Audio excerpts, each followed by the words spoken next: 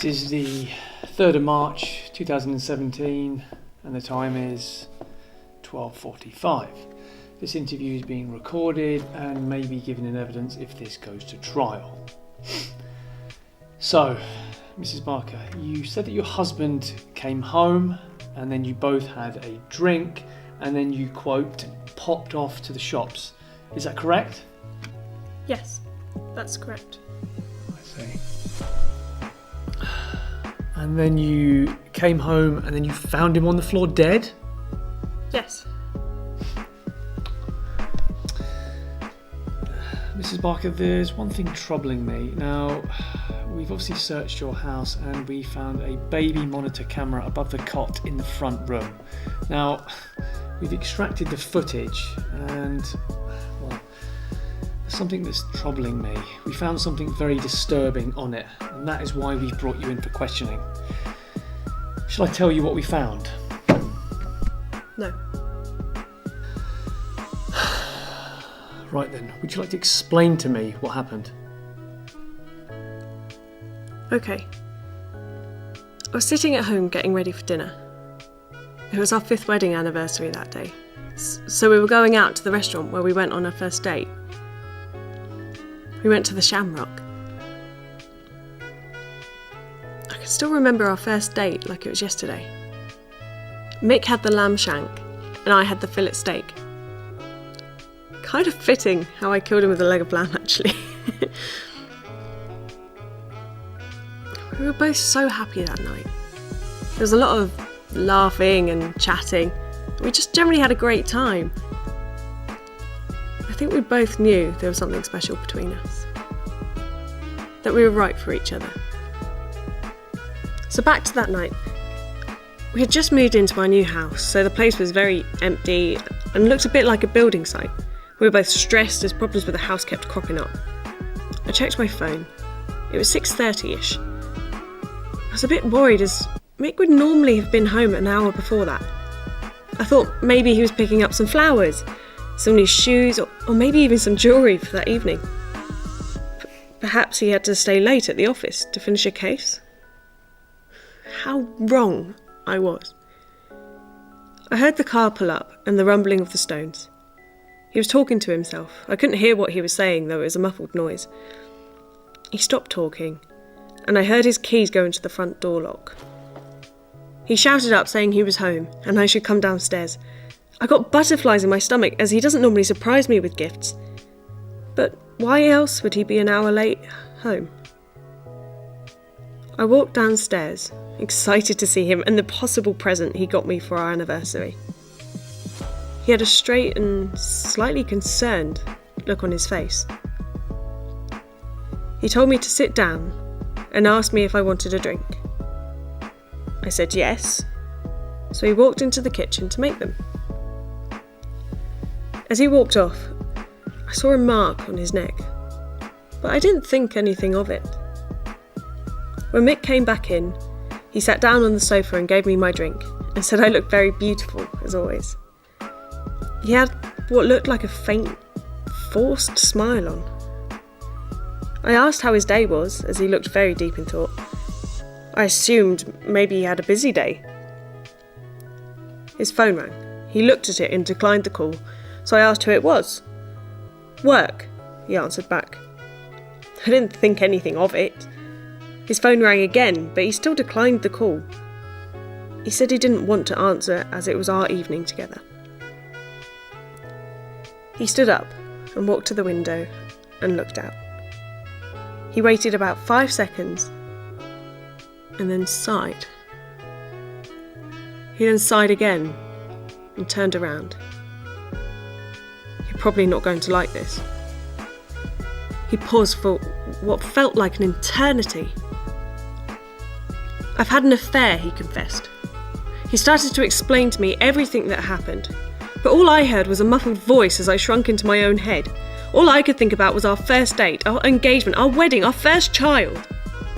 The images were flashing around my head like someone was flicking through a photo album. I came back into the room as he was saying, "So yeah, I thought you should know." I struggled to get the words out, but I managed to whisper, "I will make dinner." I walked off into the kitchen to see what we had in the freezer. There was a leg of lamb. It was frozen. But it would do, I thought to myself. Suddenly all this rage built up in me, like everything he had just told me had finally been absorbed. The stress of the house must have made it 10 times worse.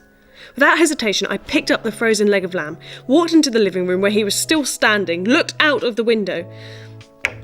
He must have either heard me coming or saw my reflection in the window, because he started to turn around. Then bang!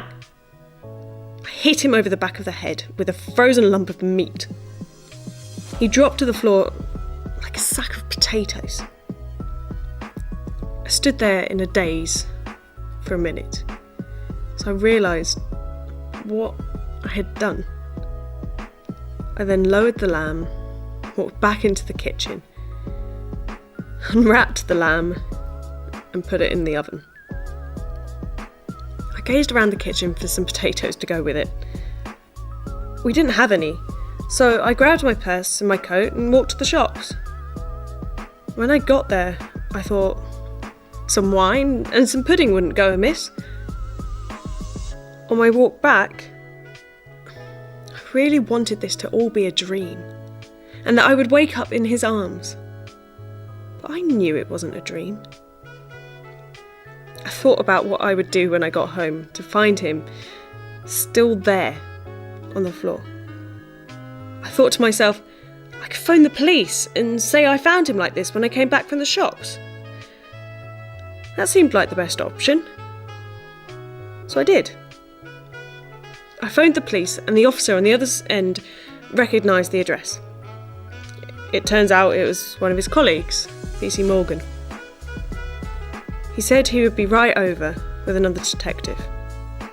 It only took them 3 minutes to get to our house.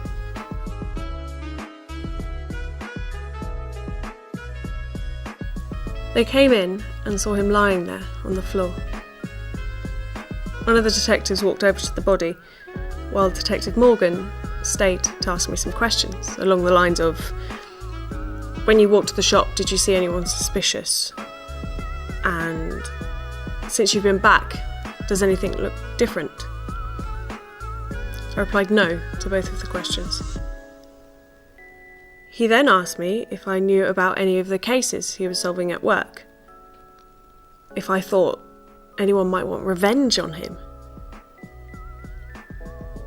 I told him Mick didn't like talking about work at home at all, so I wasn't aware of anything. One of the detectives then spoke up. I sounded pretty confident, saying this was obviously a murder because the back of his skull is smashed. And that made me feel physically sick. I mean, I didn't mean to kill him.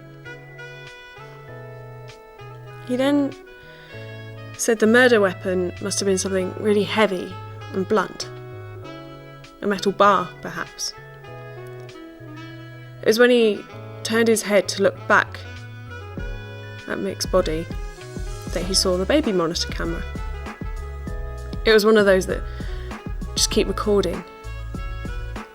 Our son was staying at my mum's that night, so we could have some time to ourselves. And we obviously just forgot to turn it off. To distract them from the camera, I realised the lamb must be cooked by now, so I offered it to the detectives. At first they said they couldn't, but I convinced them. I said that otherwise it would go to waste, and Mick would want them to. So I sorted them each a plate, and they tucked in. So that's it.